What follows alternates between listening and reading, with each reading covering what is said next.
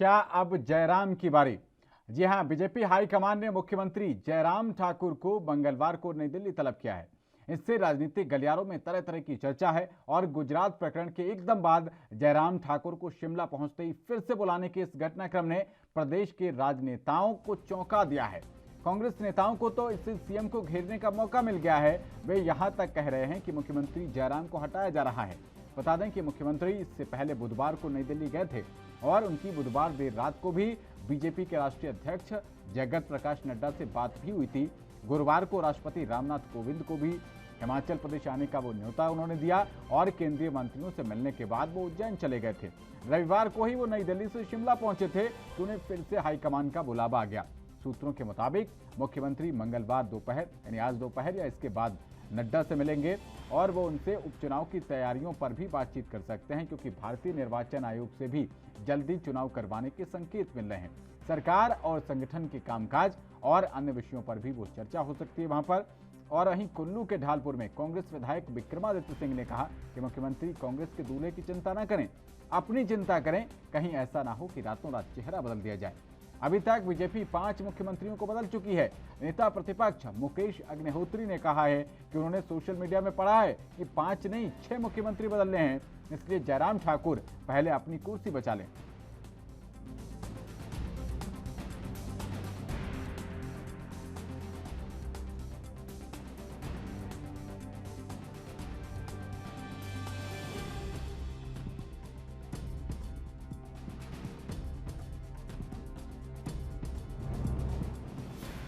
पहली बारी ऐसा हमको देखने को मिल रहा है कि जहां पर सरकार की नाकामियों का ठीकरा जो है वो मुख्यमंत्री के सिर फोड़ा जा रहा है। वही चीज़ हमको उत्तराखंड में देखने को मिली, वही चीज़ हमको कर्नाटका में देखने को मिली, वही चीज़ हमको पिछले कल गुजरात में देखने को मिली।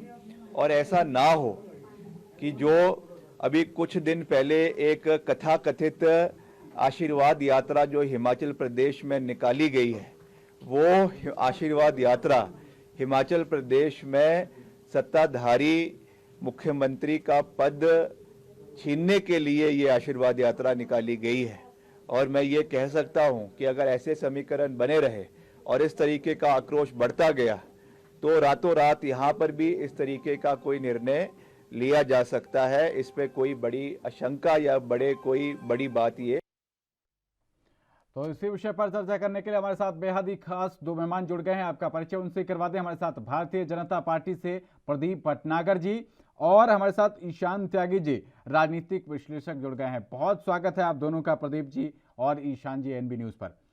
सबसे पहले आपसे शुरुआत करते हैं। प्रदीप भटनागर जी, क्या अब जयराम ठाकुर की बारी आ गई? नहीं, कहने वाले तो कहते, कहने वालों का काम है कहना, ऐसा कुछ नहीं है।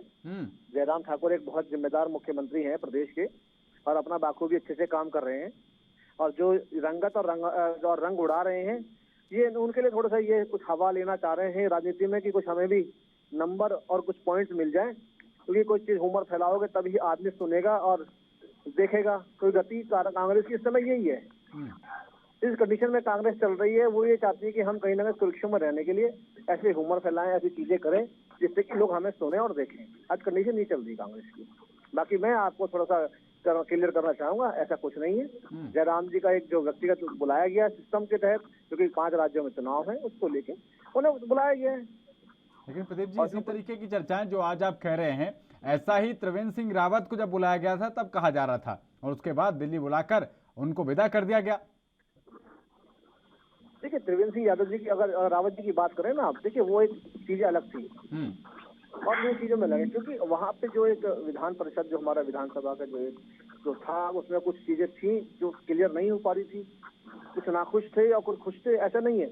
मगर क्या था कि जो गतियां थी प्रकृति की, प्रदेश के काम की, उन चीजों में संतुष्टि नहीं हो रही, ना प्रदेश की जनता को, ना प्रदेश के अधिकारियों को। तो उस चीज को लेकर अगर निर्णय लिया गया प्रदेश के हित के लिए, उसमें कोई बुराई थोड़ी ना है। लेकिन प्रदीप जी, अभी बुधवार को ही तो आए थे, अभी तो 1 हफ्ता भी नहीं हुआ, इतनी जल्दी याद आ रही है आपको केंद्रीय नेतृत्व को, हिमाचल के सीएम की?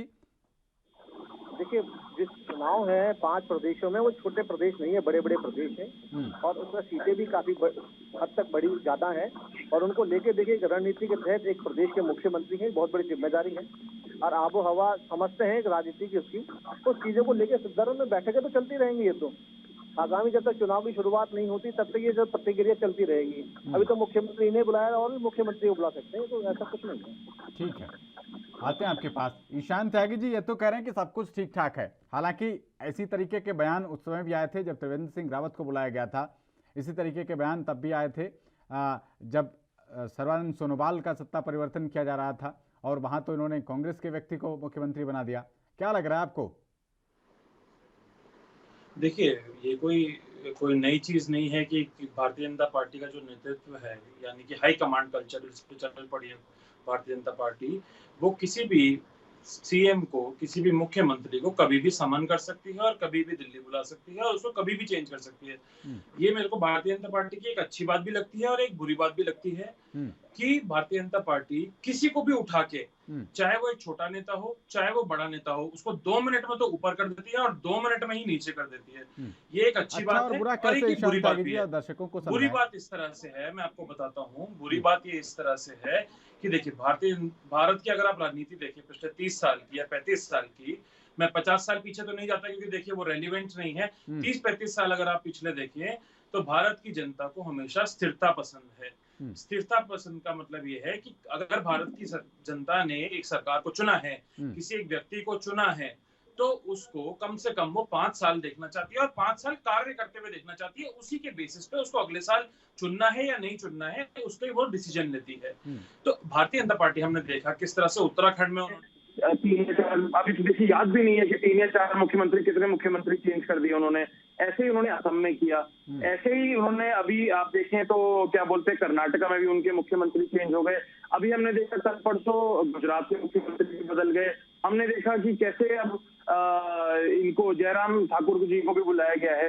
तो देखिए, स्थिरता पसंद है भारत की जनता को। अगर स्थिरता नहीं रहेगी, अगर आप 1 साल पहले मुख्यमंत्री बदल देंगे, सिर्फ आपने फेस बदल दिया, तो इस तरह से चीजें नहीं चलती हैं। माना हमें second line of leadership develop करनी है भारतीय जनता पार्टी को, लेकिन वो आप या तो 2.5 साल का फॉर्मूला रखिए या फिर इस तरह रखिए कि एक नेता सीएम का चेहरा बना रहे और जिसको आप नेक्स्ट प्रोजेक्ट करना चाहते हैं, अगला मुख्यमंत्री प्रोजेक्ट करना चाहते हैं, उससे धरातल पे कम करवाएं और उसको उसके बाद मुख्यमंत्री बनाएं, अगर आप जीतते हैं तो। ठीक है प्रदीप भटनागर जी, चलिए ठीक है, आपकी पार्टी का अंदरूनी मामला है, आप चाहे 1 साल में बदलें और चाहे 1 दिन में बदलें, वो आपकी मर्जी है, वो उसके ऊपर जनता आपको जवाब देगी। लेकिन ये बताइए आप, 1 साल पहले 6 महीने पहले आपने किसी व्यक्ति को बना दिया, सबका वर्किंग स्टाइल अलग अलग होता है, पिछला व्यक्ति अपने अलग टेम्परामेंट से काम कर रहा था। 6 महीने में कोई व्यक्ति कितना डिलीवर कर पाएगा जो जनता के बीच जाकर अपने काम के आधार पर वोट मांग पाएगा? जनता या हमारे प्रदेश का नागरिक देखता है कि हमारी आगामी सरकारों ने क्या करा था, अब सरकार जो काम कर रही है क्या कर रही है, और जिन सरकार बैठ के मंत्री और मुख्यमंत्रियों ने प्रदेश को चलाया, उन चीजों को देखा जाता है कि क्या किया है। आज चेहरा बदलना नहीं होता है, प्रदेश के जो विकास है वो देखना होता है। चेहरे तो आते जाते रहते हैं। विकास वो नहीं ला रहा होता है, तभी तो उसकी परफॉर्मेंस डाउन होती है, इसीलिए तो चेहरा बदला जाता है ना प्रदीप भटनागर जी। जब लगता है कि डिलीवर नहीं करवा पा रहा है वो और जनता के बीच लोकप्रिय नहीं है, इसीलिए बदला जाता है। मैं जिताऊ कैंडिडेट आप कहाँ से बदल देंगे, वरना आप तो नरेंद्र मोदी को बदल चुके होते। बिल्कुल बिल्कुल बिल्कुल, ये चीज आपने कही ना। देखिए, डिलीवर की बात ऐसा है, ये एक संगठन और पार्टियों का सिस्टम है कि कुछ लोगों में कुछ पार्टियों में गुटबाजी चलती है और एक अडिंग रवैया होता है एक कार्यकर्ता के लिए। हमारे यहाँ मुख्यमंत्री हो या प्रधानमंत्री हो, कार्यकर्ता से ही आके मुख्यमंत्री और प्रधानमंत्री बनता है। और यही एक खासियत खूबी है कि यहाँ पे कोई विरोध नहीं होता अगर मुख्यमंत्री प्रदेश का बदल दिया जाए। और इसी चीजें अवगत पता होगी, आप केवल एक जनता के चुने हुए आप नेतृत्व कर रहे हैं प्रदेश का, और आप मंत्री को, आपको जो बनाया है मंत्री, आपको जो विधानसभा के जो जितने भी चुन के आए हैं उन लोगों ने आपको चुना है, और जनता ने आपको पहले विधायक चुना और फिर आप मुख्यमंत्री बने। ये अवगत होना चाहिए। और ये मैं कहूँगा और पार्टियों के लिए भी कहूँगा कि कार्यकर्ता अगर कार्यकर्ता की तरह से काम करे मुख्यमंत्री के बावजूद भी, तो समन्वय ठीक रहता है। देखिए, और चुनाव में और प्रदेशों में भी देखा कि लड़ाई हो रही है, आपस में खूब गुटबाजी हो रही है, जनता पिस रही है, विकास कार्य रुके हुए हैं, उन चीजों पे कभी अवगतता और कार्य नहीं होता, ना उस पर कभी डिबेट होती, ना बोला जाता। जो चीजें जब फंसी होती है, देखिए आज फ्रंट पेज पे दिखा है, आज कैप्टन ने खुद कहा कि भाई मेरे प्रदेश के अंदर आप क्यों किसानों को लेकर प्रदर्शन हो रहा है, मेरे तो पूछा ही नहीं। का नुकसान हो रहा है। तो चीजें दर्शाती हैं कि राजनीतिकरण और राजनीति क्या है। प्रदीप भटनागर जी, एनबी न्यूज लगता है कम देखते हैं आप। इस विषय पर हमने कल ही डिबेट ली है और एनबी न्यूज हर जो भी करंट में चल रहा होता है उस विषय पर चर्चा करता है, खबर कर दिखाता है, कवरेज करता है। खैर, आपके पास आते हैं ईशान त्यागी जी। बताया जा रहा है कि हिमाचल प्रदेश उन राज्यों में शामिल रहा जहां पर 100% वैक्सीनेशन हो गया। फर्स्ट डोज सभी को लगा दी गई जितने भी पात्र थे वहां पर। जरूरी नहीं है कि यहाँ पर बुलाकर उनको दोबारा से जो घटनाक्रम गुजरात और असम, उत्तराखंड, कर्नाटक में हुआ वही दोहरा दिया जाए।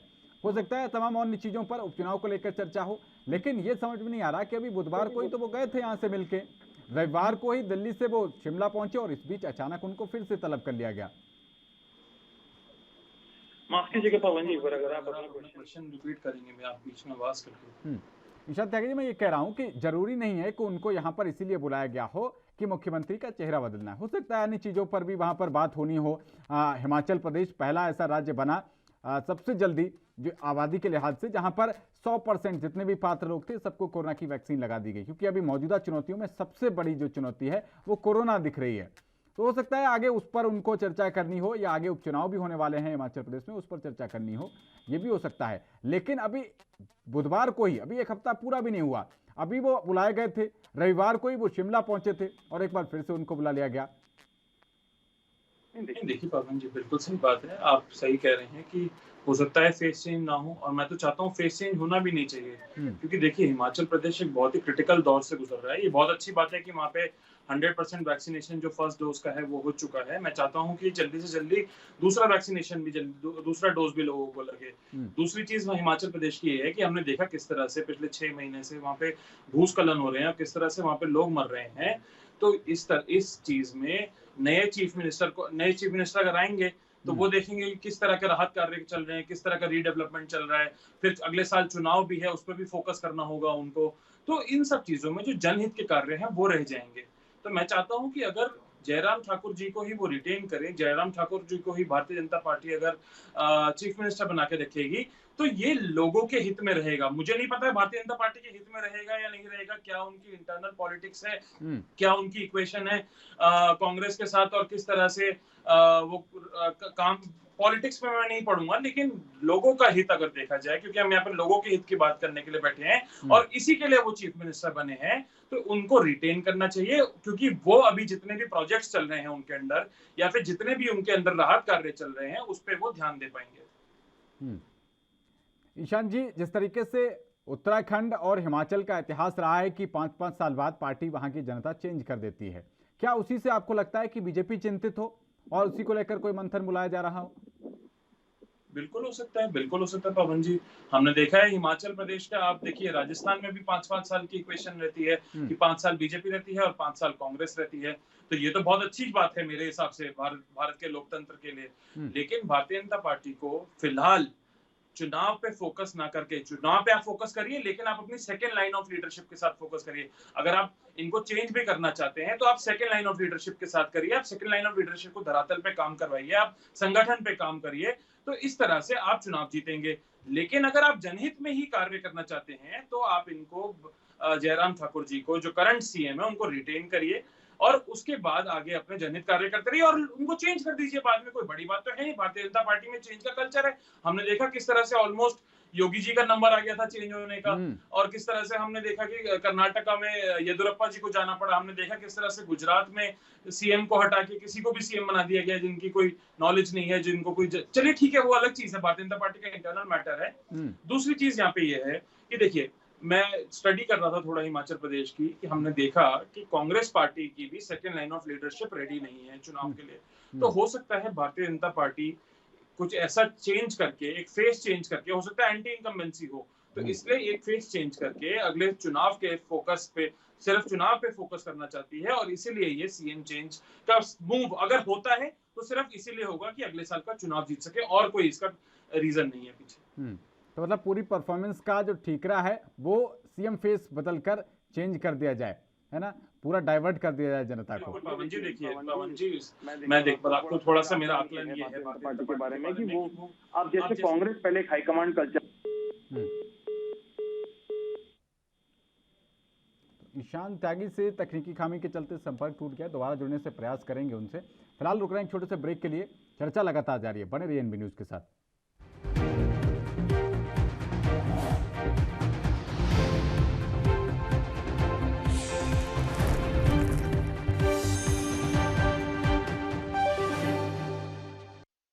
तो ब्रेक के बाद एक बार फिर से आपका स्वागत है। क्या अब जयराम की बारी? ये बात हम इसलिए कह रहे हैं क्योंकि एक हफ्ता भी नहीं बीता है और दोबारा से बीजेपी के केंद्रीय नेतृत्व ने जयराम ठाकुर को दिल्ली तलब कर लिया है। हमारे साथ बेहद ही खास दो मेहमान जुड़े हुए हैं, ईशान त्यागी जी राजनीतिक विश्लेषक और प्रदीप भटनागर जी प्रवक्ता बीजेपी के लगातार जुड़े हैं। प्रदीप भटनागर जी, जिस तरीके से अभी ईशान त्यागी जी ने भी बताया कि उत्तराखंड और आपका राजस्थान और हिमाचल प्रदेश तीनों का कल्चर यह है कि ये पाँच साल के बाद पार्टी को चेंज कर देते हैं वहां की जनता। क्या इससे डर लग रहा है आपको, चिंतित हैं?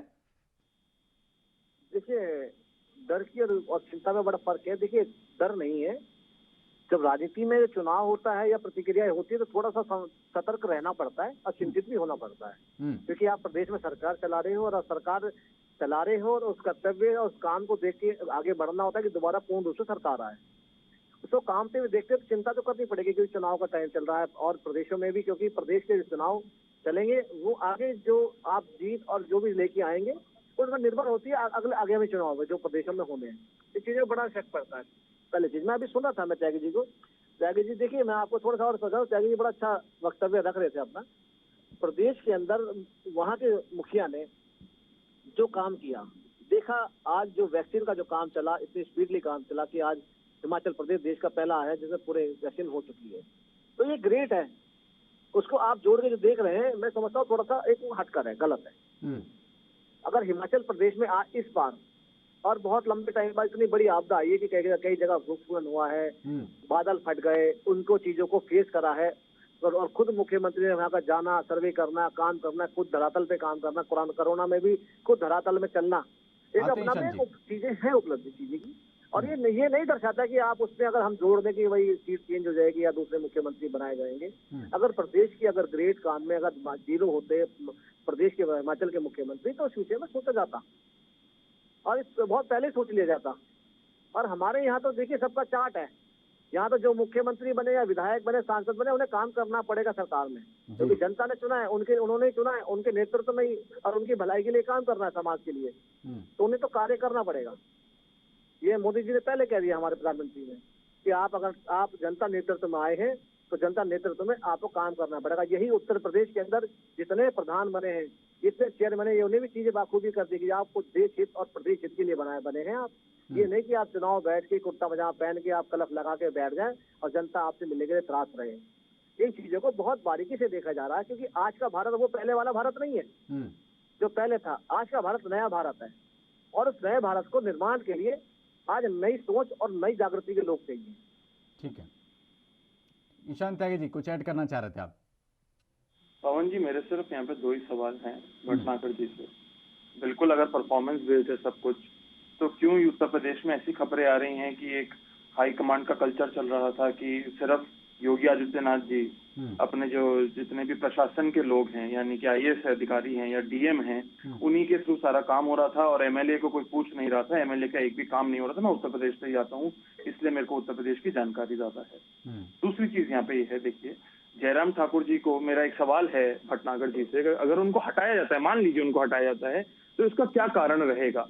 अगर वो तो वैसे कह रहे हैं नहीं हटाया जाता, लेकिन अगर आप देखें तो हिस्ट्री रिपीट्स इटसेल्फ। अगर आप देखें तो पिछले विगत कुछ महीनों में, अगर आप 6-8 महीने की बात देखें, 1 साल की बात देखें, तो जितने मुख्यमंत्रियों को समन किया गया है दिल्ली में भारतीय जनता पार्टी के द्वारा, अध्यक्ष के द्वारा, उनको फिर आगे जाके हटाया गया है और एक स्मूथ ट्रांजिशन ऑफ लीडरशिप किया गया है। ये कोई इसमें कोई दो राय नहीं है। अगर उनको हटाया जाता है तो भटनागर जी कुछ उस पर तथ्य देंगे कि क्यों हटाया जाएगा उनको? ईशान त्यागी जी, आपने हाइपोथेटिकल क्वेश्चन पूछा है और मुझे नहीं लगता कि वो इसका जवाब देंगे। खैर प्रदीप भटनागर जी, अगर आपकी इच्छा हो तो आप बता सकते हैं, लेकिन मुझे ऐसा भरोसा है कि आप इस सवाल का जवाब नहीं देंगे। नहीं, बिल्कुल दूंगा, क्यों नहीं दूंगा। आपने मुझे अगर शीर्ष नेतृत्व के लिए बोलने के लिए बुलाया है। नहीं, उन्होंने पूछा है कि अगर उन्होंने पूछा है कि जयराम ठाकुर को हटाया जाता है तो क्यों हटाया जाएगा, कमियां गिनानी पड़ेंगी आपको? मैं थोड़ा सा बता दूं, जो आपने जो पहले उत्तर प्रदेश के विषय में, जो डीएम के विषय में, अधिकारियों के बारे में बोला है ना, मैं थोड़ा सा उसको क्लियर कर दूं कि यहाँ जो पहले जो प्रशासन चलते थे और चलाते थे ना सरकार को, और जो डीएम चलाते थे, उससे बड़ा प्रारूप चेंज हुआ है।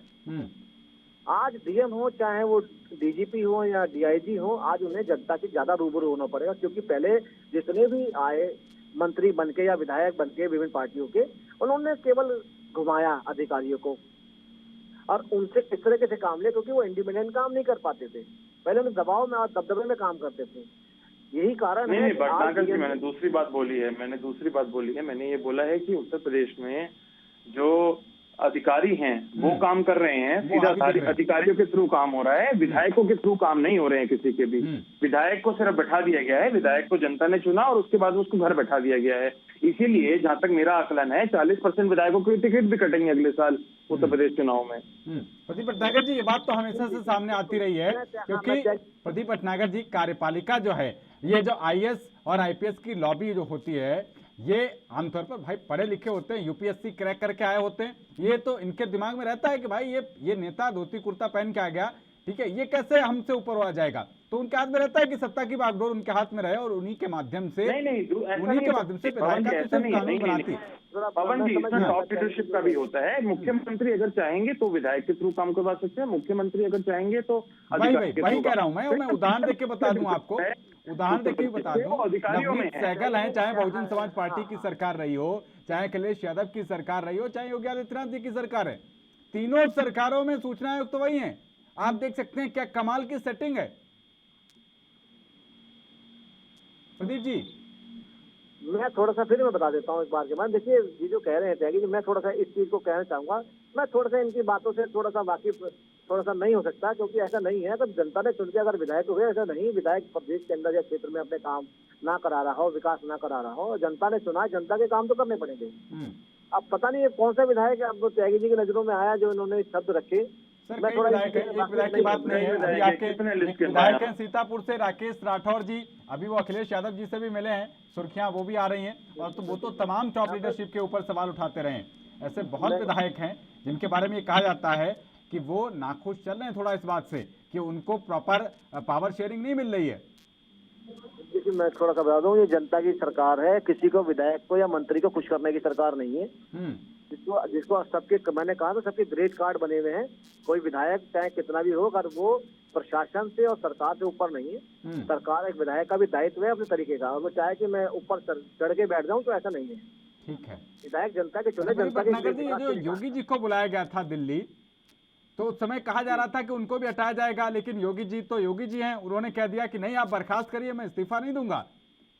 और बर्खास्तगी की बात पे तो फिर पूरी भारतीय जनता पार्टी में भूचाल आ गया, ये भी खबरें हैं, क्योंकि योगी जी को भाई बर्खास्त करके आपकी पार्टी की नैया पार कैसे हो सकती थी। मैं कहता रहा हूँ, मैं सूत्र तो पता नहीं क्या क्या कहते हैं, और सूत्र तो बहुत कुछ कहते हैं। अगर सूत्रों की चलने लगी तो सब कुछ पलट जाएगा। सर, सूत्र भी आप ही जैसे लोग होते हैं, आपके भाई बहन, ठीक है, मैं उन्हीं से जानकारी मिलती है, मगर जानकारी भी कभी ना बहुत ज्यादा माइनस भी हो जाती है। इस चीजों को लेके ना जानकारियां कुछ माइनस भी आती है कि सूत्र कभी स्पष्ट नहीं बोलते हैं। सूत्रों के अनुसार जब आप कोई समाचार सुनेंगे, कुछ सुनेंगे, तो सूत्रों के अनुसार वो अपने ऊपर नहीं लेते कभी भी। सूत्रों के अनुसार कभी सूत्रों की बातें गलत भी हो जाती हैं, और ज्यादातर 90% गलत ही निकलती है। अगर योगी जी की आप अगर बात करते हैं, अगर आदरणीय योगी जी को अगर चीजें नेतृत्व चेंजिंग होते ही तो ये पहले कहा नहीं जाता, कर दिया जाता। और उत्तर प्रदेश के अंदर जिस नेतृत्व में सरकार चल रही है, उस नेतृत्व काम को लेकर जनता खुश है। नहीं, जनता खुद ही विरोध और प्रदर्शन करके जता देती केंद्र को भी कि भाई ये मुख्यमंत्री हीरो है, प्रदेश के लायक नहीं है, तो पहले ये हो जाता है। मैं विपक्षी बातों में नजदीक तक नहीं जाना चाहता। और हमने प्रदेश में बाखूबी आज ही प्रदेश के अंदर है, और हमने देखा है प्रदेश का क्या हाल और पहले क्या करती थी, मैं उससे वाकिफ हूँ। नहीं, कल जो ऐड आया था भटनागर साहब, योगी जी का 2-3 पेज का ऐड था। मैं तो खुद इंडियन एक्सप्रेस पढ़ता हूँ, तो मैंने सबसे पहले वही खोल के देखा। उसमें तो आपने फोटोशॉप किया हुआ है, इधर उधर से कहीं और का फोटो उठा के, बंगाल की तस्वीरें उठा के आप बंगाल से इतना इंस्पायर हो गए योगी जी कि ममता बनर्जी से इतना इंस्पायर हो गए योगी जी। बंगाल गए थे ना चुनाव प्रचार करने भारतीय जनता पार्टी के लिए, इतना इंस्पायर हो गए कि वहां की फोटो डाल दी कि उत्तर प्रदेश में है। तो इस तरह का कार्य अगर करेंगे तो कहाँ जनता खुश रहेगी, आप बताइए ना भटनागर साहब। वो जो आप बात कर रहे हैं वो भी NHAI ने ही हाईवे बना के दिया है आपकी केंद्र की सरकार ने। अरे तो योगी जी ने थोड़ी बनाया है, वो भी केंद्र सरकार का काम भी आप योगी जी के खाते में डाल देंगे? नहीं, खाते की बात नहीं है, बात अगर ऊपर लिखा हुआ है कि उत्तर प्रदेश चमका दिया और नीचे बंगाल की फोटो है। अमेरिका की भी एक तस्वीर थी प्रदीप भटनागर जी। देखिए वो तो फोटो शूट वाला ही बता पाएगा इसने क्या गलतियां करी हैं।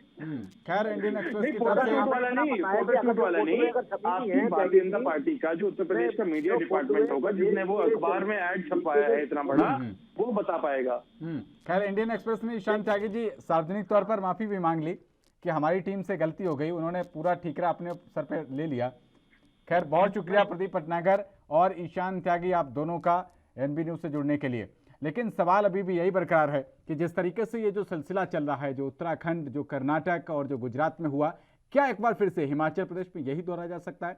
क्योंकि एक हफ्ते के अंदर दोबारा से बुलाए जाने के बाद इस तरीके की चर्चाएं होने लगी हैं। ये भी हो सकता है कि आगे आने वाले समय में हिमाचल प्रदेश में चुनाव भी होने वाले, वहां उसको लेकर भी चर्चा हो सकती है। लेकिन सबसे ज्यादा सरगर्मियां ऐसी हैं क्योंकि इतिहास इसी तरीके की गवाही दे रहा है। फिलहाल इस पेशकश में इतना ही। देश और दुनिया की तमाम अहम खबरों के लिए बने रहिए NB न्यूज के साथ। नमस्कार।